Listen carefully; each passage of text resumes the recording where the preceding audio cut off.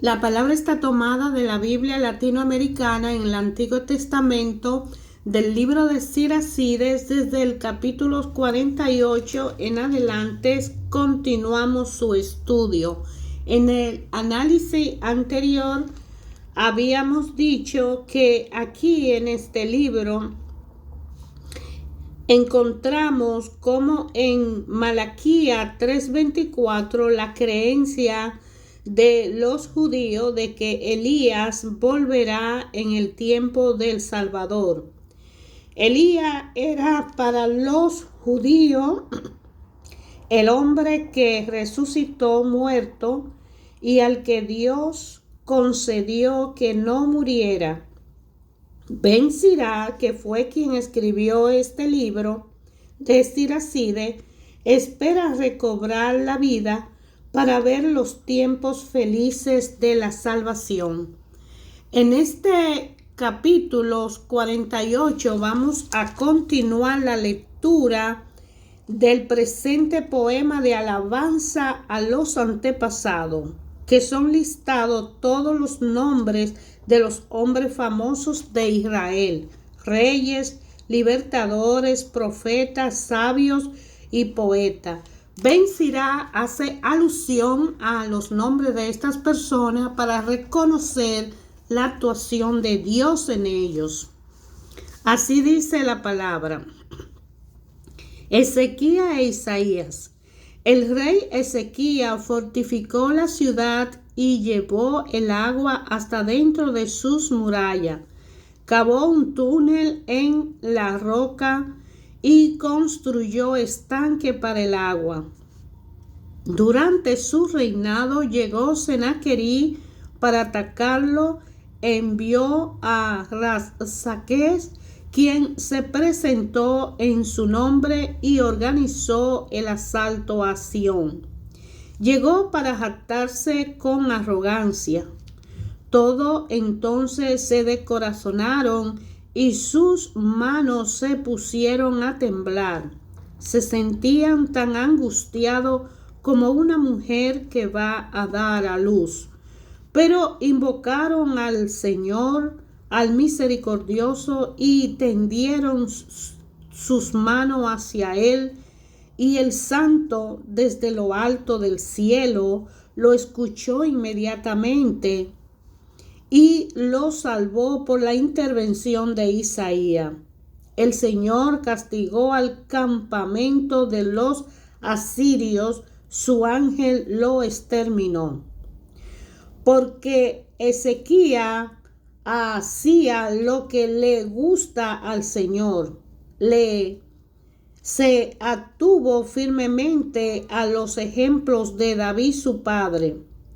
El profeta Isaías, que fue tan grande y como visiones no engañaban a nadie, se encargaba de enseñárselos. Con él fue que el sol dio marcha atrás cuando prolongó la vida del rey. Inspirado de manera extraordinaria, Isaías vio lo que iba a pasar y dejó un mensaje a los afligidos de Sión. Reveló lo que ocurriría hasta el fin de los tiempos y mostró las cosas ocultas antes que sucedieran. Josías y los últimos profetas.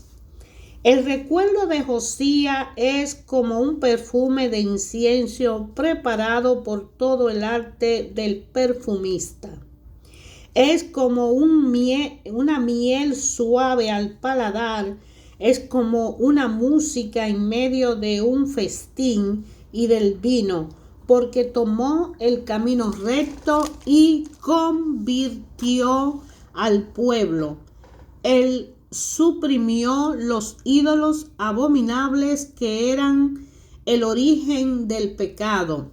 Había enderezado su corazón hacia el Señor y restauró la piedad en su época en que triunfaban los sin ley. Fuera de David, Ezequías y Josías, todos los demás, no hicieron más que multiplicar sus pecados. Los reyes de Judá abandonaron la ley del Altísimo y por eso fueron abandonados. Debieron someterse a otros y ceder su patrimonio a una nación extranjera. La ciudad elegida, la ciudad santa, fue incendiada y los caminos que conducían a ella quedaron desiertos. Intervino Jeremías, al que habían maltratado. Fue consagrado como profeta desde el vientre de su madre. Tenía que arrancar, destruir y dejar en ruina y luego construir y plantar. Luego fue Ezequiel el que contempló en una visión la gloria del Señor, la que le fue mostrada en el carro de querubines. Ezequiel hizo alusión a los rebeldes cogidos en el huracán, pero vino para ayudar a los que siguen el recto camino. En cuanto a los 12 profetas, que sus huesos reflorezcan donde cayeron, porque consolaron a Jacob, lo salvaron, reavivando su esperanza. ¿Podremos elogiar dignamente a Zorobabel, quien fue como el anillo que se lleva en la mano derecha? Hacer lo mismo con Josué, hijo de Josedet, porque ellos reconstruyeron la casa de Dios, reedificaron el santo templo del Señor, dejándolo listo para una gloria imperecedera.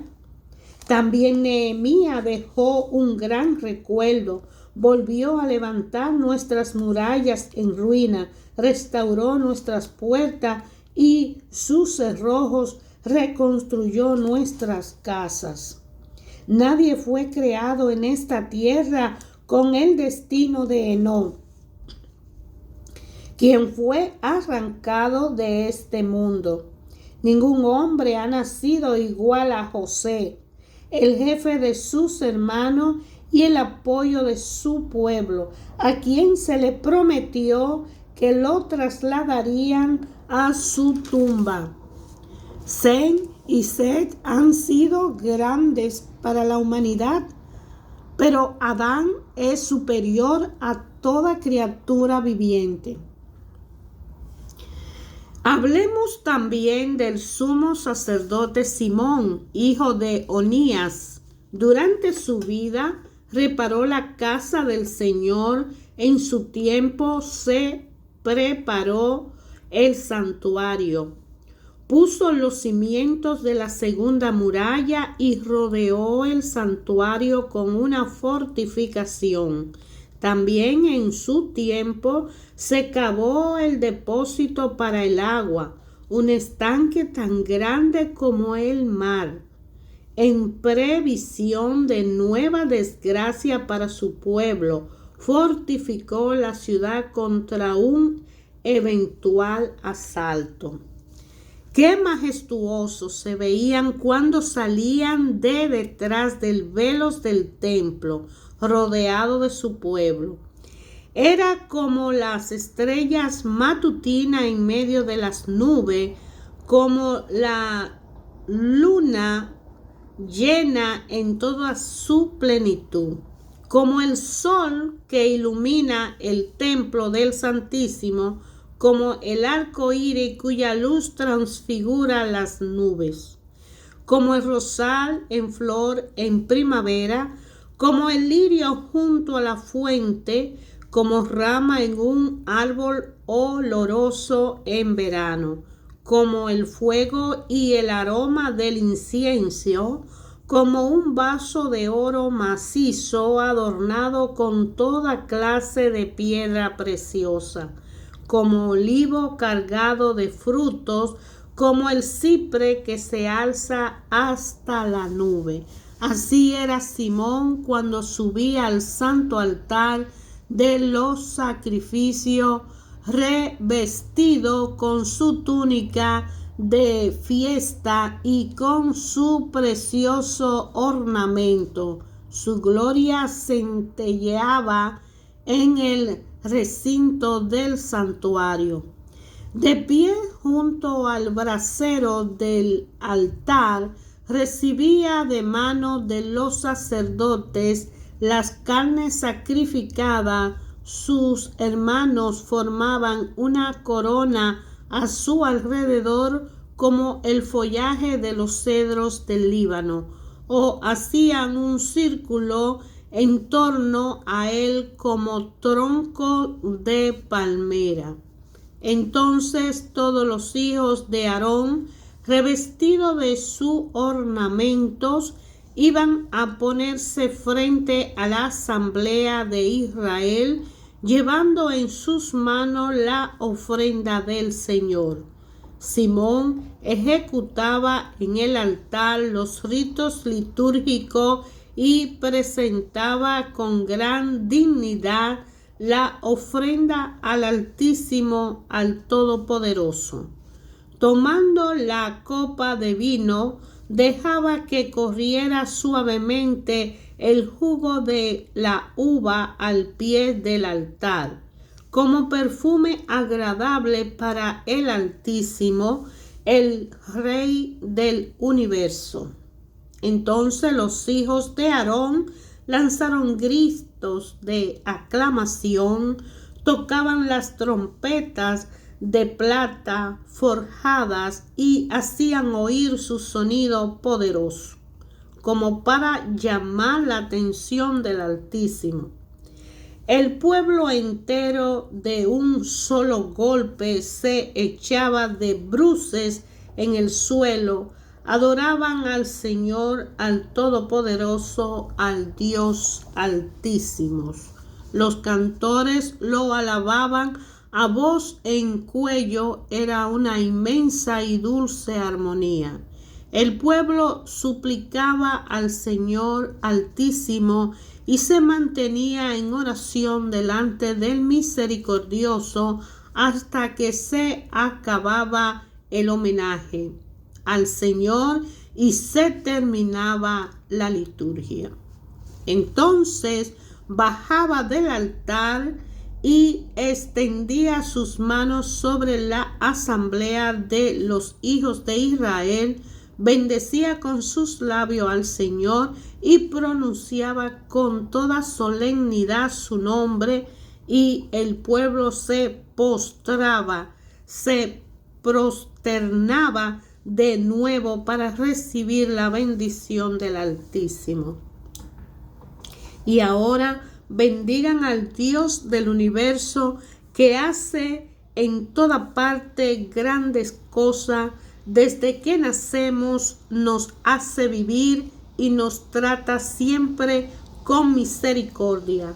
Que nos dé de la alegría de corazón, que tengamos la paz en nuestros días, que Israel goce de ella hasta el fin de los tiempos.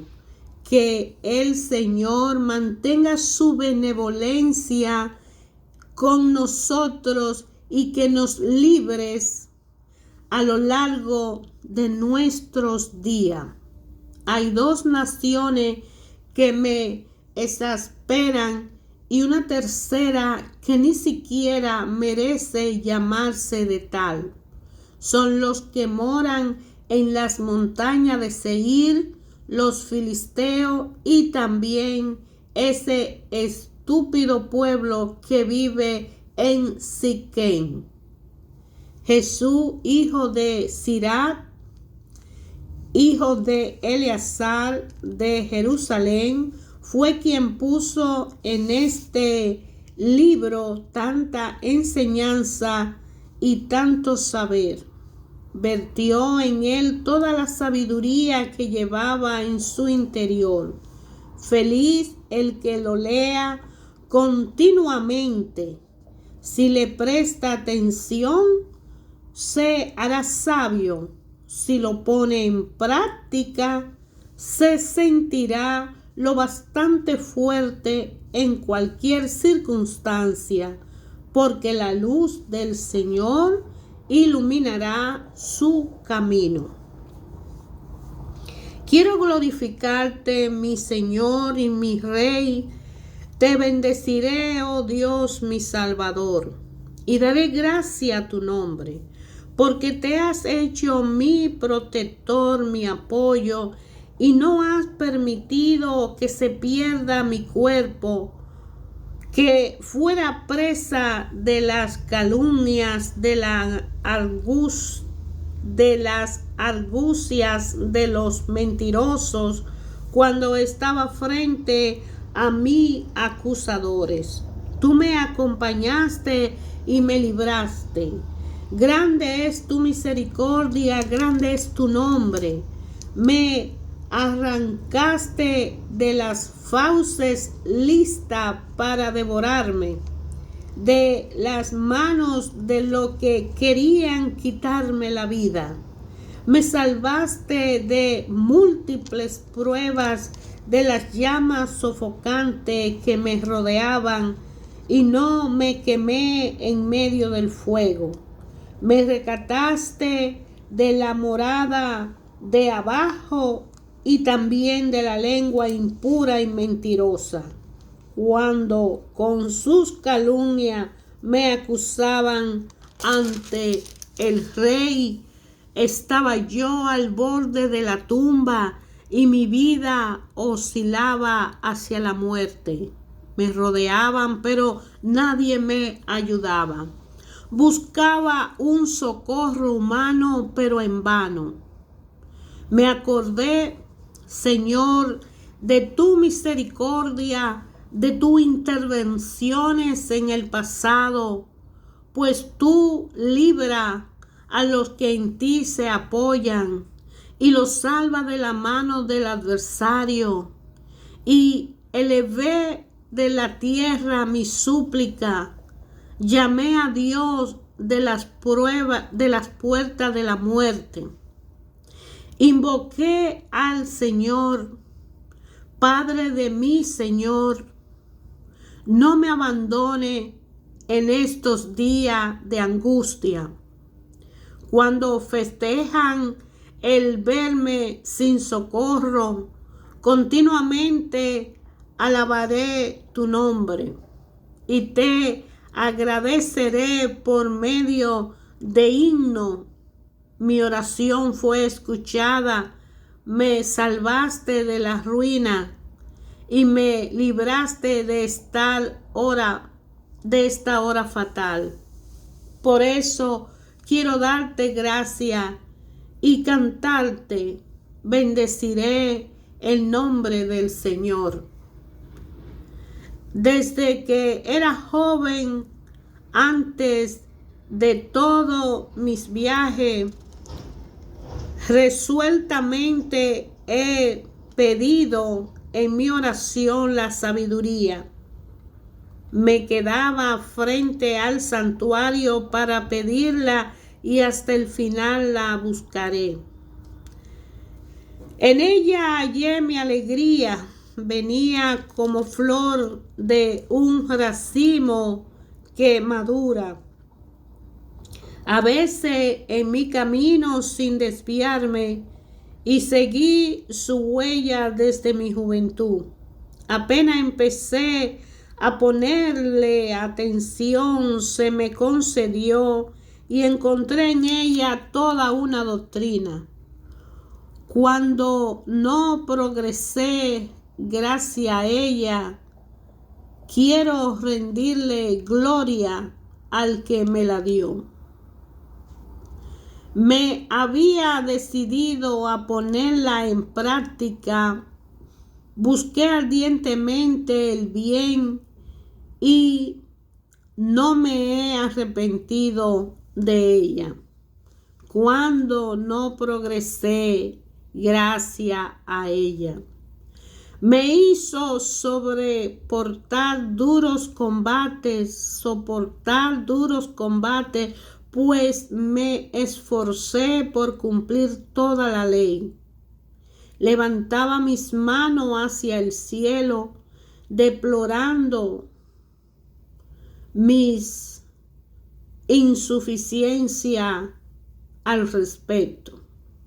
Me volví a ella con toda mi alma y la encontré afuera a fuerza de purificación. Por lo demás, fue debido a ella que desde el comienzo fui amo de mi corazón. Ahora no me abandonará jamás. El deseo de adquirirla me dominaba totalmente y al final conseguí la parte mejor. El Señor me recompensó con el don de la palabra. Así seré capaz de alabarle. Acérquense ustedes que no saben, vengan a pasar un tiempo en la escuela de la sabiduría, porque dicen que la sabiduría no es para ustedes, siendo que están sedientos de ellas. Le declaro con toda convicción, adquiéranla y sin pagar nada. Doblen sus cuellos para que reciban su yugo y obtendrán la instrucción. Salgan a su encuentro, que ya está cerca. Abran los ojos y vean que he penado poco para llegar a un tal descanso. Para pagar su intrusión no sería suficiente un montón de plata. Con ella, en cambio, tendrán oro en abundancia. Alégrense, pues, de la misericordia del Señor. No tengan vergüenza de alabarlo. Terminen el trabajo de ustedes antes que suene la hora, y cuando sea el tiempo, el Señor lo recompensará. Así habla Siracide al final. De repente, antes de celebrar al sumo sacerdote Simón, su contemporáneo, Ben-Sira, recuerda los orígenes al comienzo el primer hombre, superando las ideas corrientes de los judíos que hasta entonces miraban poco fuera de su propia historia. Ben-Sira piensa en el primer hombre, padre de la humanidad, Adán. Representa a toda la humanidad pecadora llamada a la salvación, como habla Génesis 3 y Romanos capítulo 5 del versículo 12. Pero también en el primer hombre que tiene en sí es Adán, tiene el destino de todos los demás. En Romanos capítulo 5 del versículo 12 al 20, Pablo habla de Cristo como el nuevo Adán. Sepamos apreciar esta larga semblanza del sumo sacerdote Simón. Ben-Sira, que ejerció responsabilidades y conoció la vida, no tiene vergüenza el de expresar su gran admiración por la ceremonia del templo como a cualquier creyente judío. Los vestidos sagrados, las músicas y las ceremonias solemnes le revelaban algo del mundo de Dios, que es esplendor, alegría, fiesta, alabanza. Aquí encontramos un complemento del libro. Es una acción de gracia por una liberación, la enumeración de los peligros de que Dios puede librar. Recuerda a los héroes del Antiguo Testamento: Daniel en el pozo de los leones, Daniel y sus compañeros en el horno, José encarcelado, Susana, David. En la liturgia de la iglesia se usa para la fiesta de los mártires su muerte. Como habla Sabiduría 3:1, fue una liberación del mal. A imitación de Jesús, los mártires no escaparon al mal y a la muerte, sino que la vencieron superando el temor inmediato y aceptando perdonar a sus enemigos. Este libro de Ben Sirach, después del libro de Sabiduría, es una recopilación de informaciones necesarias para vivir cada día. Ben Sirach, que fue el escritor de este libro, nos exhorta a que cada uno de nosotros está llamado a pedirle sabiduría a Dios para continuar haciendo su voluntad en una forma de disciplina, de justicia y de orden, para hacer cumplir la promesa, la palabra, y poder alcanzar, recibir todas esas bendiciones. En los últimos siglos, antes de Cristo, la cultura griega, llevada por el conquistador Alejandro, había penetrado en los países del Medio Oriente, como habla la introducción al libro de Macabeos.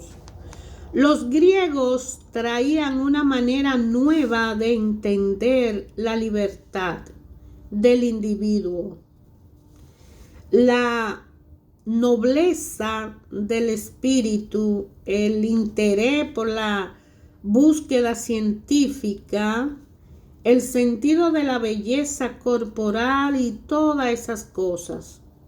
Los judíos tuvieron que abrirse a esa nueva manera de pensar cuando un pueblo se encierra en su cultura nacional sin mirar más allá de su frontera, termina por asfixiarse. Su cultura estaba en aquel tiempo intimada, ligada a la palabra de Dios recibida durante siglos anteriores, pero la revelación de Dios no se había terminado aún, ni podía tampoco enfrancarse en los moldes de la cultura hebrea. El libro de Sabiduría es el primer esfuerzo importante hecho por un judío establecido entre los griegos. De manera que este libro de Sabiduría lo hace un judío que está dentro de una cultura griega para expresar allí la fe y la sabiduría del pueblo de Israel, no solo en idiomas griegos, sino también en forma adaptada a la cultura griega. Trata de dar una respuesta a la angustiosa cuestión planteada por el mal, el dolor y la muerte. Esboza más bien una prueba de la existencia de Dios en la cual Pablo se inspirará. Muestra que Dios extiende su misericordia a todos los seres sin excepción. Nótese especialmente los magníficos capítulos 3 y 5 sobre la muerte del justo y la esperanza de la vida eterna. También el himno a la sabiduría que está en el capítulo 7. Este libro, por ser escrito en griego, se quedó entre los deuterocanónicos. Fue escrito en Egipto en torno a los años 80 y 50 a.C. Hermanos, ayer, hoy, siempre, Dios Padre habla a nuestra vida, a nuestros corazones, a través de su palabra. Eclesiásticos o Siracides, que 2 siglos antes de Cristo, antes de Jesús, vino y escribió el hijo de Sirá, este libro de Siracides, que es una síntesis de las tradiciones y de la enseñanza de los sabios. Era un hombre acomodado de buena educación para parecer haber estado al frente de una casa importante y con servidumbre. Trató con mucha gente, se dedicó a trabajos y negocios que le resultaron bien y al final este sabio Siracides confiesa y escribe este libro sagrado. Son los que le enseñaron los secretos del éxito, porque fue escrito inspirado por Dios. Al escribir el presente libro, quiso compartir con otros lo que había leído en aquellos libros sagrados y además comprobado por su propia experiencia. Escribe algunos años antes de la crisis religiosa de que se hablaba en aquellos libros de los macabeos. Muchos de sus contemporáneos se dejaban atraer por la cultura griega y su religión judía le parecía anticuada. El autor de este libro de Siracides quiere mostrarle lo que significa la fe para el que vive dentro de una sociedad humana y se enfrenta con los 1000 problemas de la vida práctica. En ninguna otra nación hay una sabiduría superior a la del pueblo de Dios, porque ahí es donde, por orden divina, la sabiduría ha venido a habitar. El presente libro muestra cómo la ley de Dios lleva una vida personal y social más humana, más inteligente y más responsable. Hay 2 grandes partes en este libro que pertenecen a los deuterocanónicos. Los capítulos 1-42 comprenden 7 series de sentencias. Cada una empieza por un elogio a la sabiduría. Es especialmente notorio el poema sobre la sabiduría del capítulo 24. Los capítulos 43 y 51 empiezan por alabar a Dios, cuya sabiduría brilla en el orden del universo, y siguen con la descripción de la sabia actuación de Dios a través de los grandes personajes del Antiguo Testamento.